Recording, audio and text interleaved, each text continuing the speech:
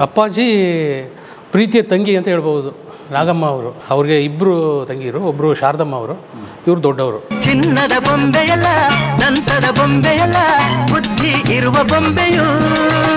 ಸ್ನೇಹಿತರೆ ನಮಸ್ಕಾರ ಎಲ್ರಿಗೂ. ದೊಡ್ಡ ಮನೆಯ ಒಂದು ದೊಡ್ಡ ಜೀವ, ಹಿರಿಯ ಜೀವ ನಮ್ಮನ್ನೆಲ್ಲ ಬಿಟ್ಟು ಆಗಲಿದ್ದಾರೆ ಸ್ನೇಹಿತರೆ. ಹೌದು, ನಿಮ್ಗೆ ಈಗಾಗಲೇ ಗೊತ್ತಾಗಿರೋ ಹಾಗೆ ನಾಗಮ್ಮನವರು ಡಾಕ್ಟರ್ ರಾಜ್ಕುಮಾರ್ ಅವರ ಮೊದಲ ಸಹೋದರಿ, ಅಂದರೆ ಮೊದಲ ತಂಗಿ ಅವರು ತೀರ್ಕೊಂಡಿದ್ದಾರೆ ಸ್ನೇಹಿತರೆ. 94 ವರ್ಷದ ಹಿರಿಯ ಜೀವ, ನಿಜವಾಗ್ಲೂ ದೊಡ್ಡ ಜೀವ ನಾಗಮ್ಮನವ್ರದ್ದು. ರಾಜ್ಕುಮಾರ್ ಅವ್ರಿಗೆ ಒಟ್ಟು ಇಬ್ಬರು ತಂಗಿಯರು, ಒಬ್ಬರು ನಾಗಮ್ಮನವರು, ಇನ್ನೊಬ್ಬರು ಶಾರದಮ್ಮನವರು. ಶಾರದಮ್ಮನವರು ನಿಮಗೆ ಗೊತ್ತಿರಬಹುದು, ನಟ, ನಮ್ಮ ಕನ್ನಡದ ಖ್ಯಾತ ನಟ ಬಾಲರಾಜು ಅವರ ತಾಯಿ ಶಾರದಮ್ಮನವರು. ಈಗ ನಾಗಮ್ಮನವ್ರು ತೀರ್ಕೊಂಡಿದ್ದಾರೆ ಸ್ನೇಹಿತರೆ. ನಾನು ಈ ಮೂಲಕ ಅವ್ರಿಗೆ ಶ್ರದ್ಧಾಂಜಲಿ ಸಲ್ಲಿಸೋಕೆ ಬಯಸ್ತೇನೆ. ಯಾಕಂದರೆ ನಾಗಮ್ಮನವ್ರನ್ನ ನಾನು ಖುದ್ದಾಗಿ ಹೋಗಿ ನೋಡಿದ್ದೆ, ಮಾತಾಡಿಸಿದ್ದೆ, ಅವರ ಆಶೀರ್ವಾದ ಕೂಡ ತೊಗೊಂಡಿದ್ದೆ. ಈಗ ಸುಮಾರು 5 ವರ್ಷದ ಹಿಂದೆ ನಾವು ಡಾಕ್ಟರ್ ರಾಜ್ಕುಮಾರ್ ಅವರ ಅಪಹರಣದ ಒಂದಷ್ಟು ಸರಣಿಗಳನ್ನು, ಸಂಚಿಕೆಗಳನ್ನು ಮಾಡಬೇಕಾದ್ರೆ ನಾವು ದೊಡ್ಡಗಾಜನೂರಿನ ಡಾಕ್ಟರ್ ರಾಜ್ಕುಮಾರ್ ಅವರ ದೊಡ್ಡ ಮನೆಗೆ ನಾವು ಹೋಗಿದ್ವಿ ಸ್ನೇಹಿತರೆ. 2 ಮನೆಗೆ ಹೋಗಿದ್ವಿ. ಡಾಕ್ಟರ್ ರಾಜ್ಕುಮಾರ್ ಅವರು ಹುಟ್ಟಿದ ಆ ಮನೆ ಇತ್ತಲ್ಲ, ಆ ಪುಟ್ಟ ಮನೆಗೆ ಹೋಗಿದ್ವಿ. ಜೊತೆಗೆ ಡಾಕ್ಟರ್ ರಾಜ್ಕುಮಾರ್ ಅವರು ಮತ್ತು ಪಾರ್ವತಮ್ಮನವರು ಕಟ್ಟಿಸಿದ ಆ ದೊಡ್ಡ ಬಂಗ್ಲೆ, ಗಾಜನೂರಿನ ಬಂಗ್ಲೆ ಕೂಡ ನಾವು ಹೋಗಿದ್ವಿ. ಆ ಬಂಗ್ಲೆಯಲ್ಲಿದ್ದರು ನಾಗಮ್ಮನವರು. ಅಪ್ಪಾಜಿ ಆದಮೇಲೆ ಇವರು ಆದಮೇಲೆ ವರದಪ್ಪ ಅಪ್ಪಣ್ಣವರು, ವರದಪ್ಪಾಜಿ ಅವರು ಆದಮೇಲೆ ಶಾರದಮ್ಮ, 4 ಜನ. ನಾವು ಹೋದಾಗಲೇ ಅವರು ಹಾಸಿಗೆ ಹಿಡಿದಿದ್ರು ಸ್ನೇಹಿತರೆ. ನಾವು ಅವರ ಪುಟ್ಟದನ್ನು ಸಂದರ್ಶನ ಮಾಡಿದ್ವಿ, ಅವ್ರ ಆಶೀರ್ವಾದ ತೊಗೊಂಡಿದ್ವಿ.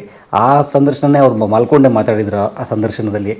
ಈಗ ಅವರು ನಮ್ಮನ್ನೆಲ್ಲ ಆಗಲಿದ್ದಾರೆ ಸ್ನೇಹಿತರೆ. ಅಣ್ಣವ್ರಿಗಿಂತ 2 ವರ್ಷ ಚಿಕ್ಕವರು ಅವರು ನಾಗಮ್ಮನವರು. ಡಾಕ್ಟರ್ ರಾಜ್ಕುಮಾರ್ ಅವ್ರಿಗಿದ್ದರೆ 96 ವರ್ಷ ಅವ್ರಿಗೀಗ.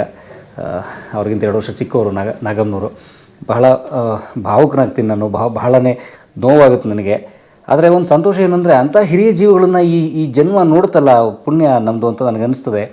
ಅಂಥ ಹಿರಿಯ ಜೀವ ತೀರ್ಕೊಂಡಿದ್ದಕ್ಕೆ ನಾನು ನಿಜವಾಗಿಯೂ ಕಣ್ಣಲ್ಲಿ ನೀರು ತುಂಬಿಕೊಂಡವ್ರಿಗೆ ಅಶ್ರುತರ್ಪಣ ಹೇಳ್ತೀನಿ ಸ್ನೇಹಿತರೆ.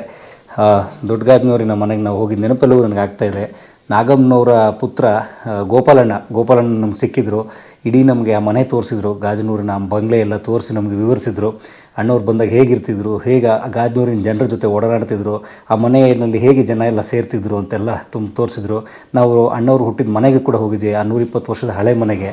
ಅಲ್ಲಿ ಬಹಳ ಅಪರೂಪದ ನೆನಪುಗಳು, ನಮಗೆ ಈ ಥರದ ನೆನಪುಗಳು ನುಗ್ಗಿ ಬರ್ತಿರ್ತವೆ. ಹಾಗಾಗಿ ನಾನು ನಾಗೇಶ್ ಅವ್ರಿಗೆ ಭಾಳ ಮುಖ್ಯವಾಗಿ ಧನ್ಯವಾದ ಹೇಳ್ತೀನಿ. ನಾಗೇಶ್ ಅವರು ನಮ್ಮ ಕಲಾಮಾಧ್ಯಮಕ್ಕೆ ಅನೇಕ ಸಂಚಿಕೆ ಸಂದರ್ಶನ ಕೊಟ್ಟಿದ್ದರು.